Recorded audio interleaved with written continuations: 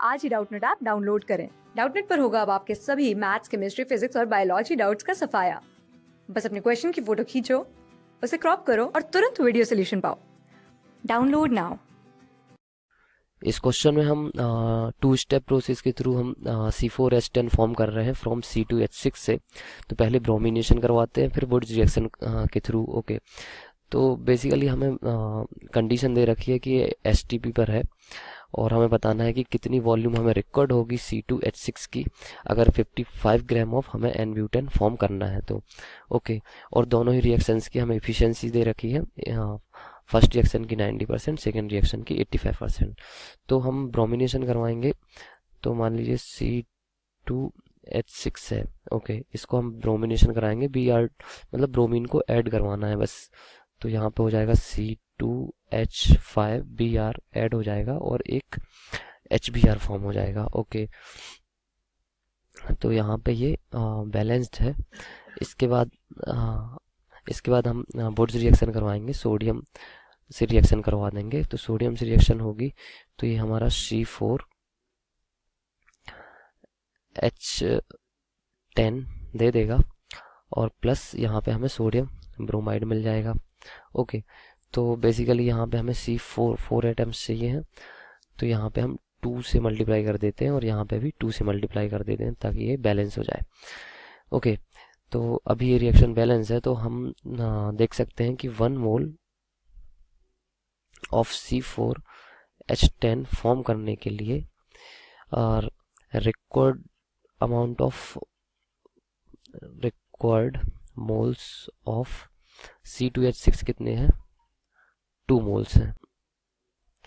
और हमें पता है कि ब्रोमिनेशन रिएक्शन की इफिशिएंसी है 90% और इसकी इफिशिएंसी है 85%। मतलब अगर हमने C2H6 की वॉल्यूम X ली तो सिर्फ 90% ऑफ X वॉल्यूम C2H5Br देगा और उसका 85% वॉल्यूम हमें C4H10 देगा।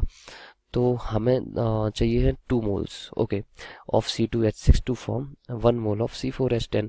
तो सबसे पहले हम नंबर ऑफ मोल्स कैलकुलेट कर लेते हैं कि 55 ग्राम में नंबर ऑफ मोल्स कितने होंगे C4H10 के। तो C4 number of moles of C4H10 is equal हो जाएगा हमारा 55 डिवाइडेड बाय 58। तो नंबर ऑफ मोल्स यहाँ से निकल कर आएंगे 0.948। ओके, इतने मोल्स हमारे प्रेजेंट होंगे C2H6 से। तो अब यहाँ से हम निकाल लेंगे कि हमें नंबर ऑफ मोल्स C2H6 के कितने रिक्वायर्ड होंगे।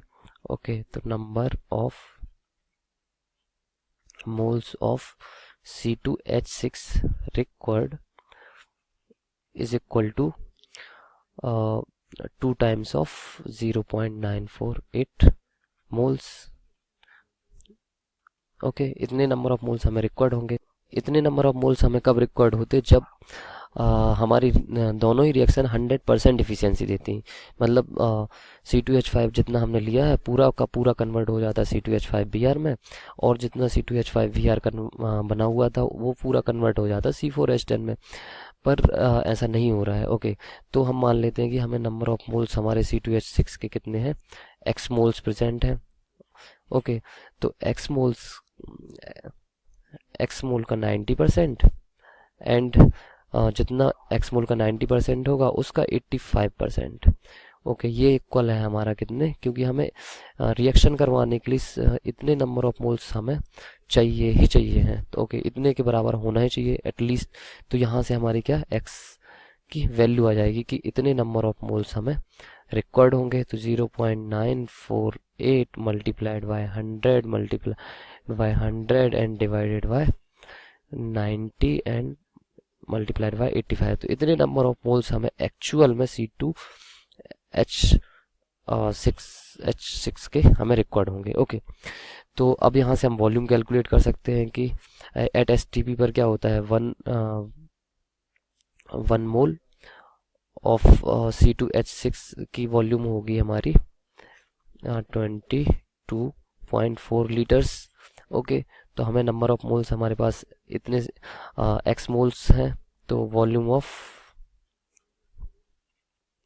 C2H6 रिक्वायर्ड ये हमारी हो जाएगी is equal to 22.4 litre multiplied by 2 multiplied by 0.948 multiplied by 100 multiplied by 100 and divided by 90 multiplied by 85। तो यहाँ से हमारी ये वॉल्यूम निकल के आ जाएगी और इसका आंसर होगा 55.5 लीटर्स। ओके, तो इतनी वॉल्यूम हमें क्या होगी, रिक्वायर्ड होगी। क्लास 6 से 12 से लेके नीट, IIT, जेई मेंस और एडवांस के लेवल तक 10 मिलियन से ज्यादा स्टूडेंट्स का भरोसा। आज ही डाउनलोड करें डाउटनेट ऐप या व्हाट्सएप कीजिए अपने डाउट्स 8400 400 400 पर।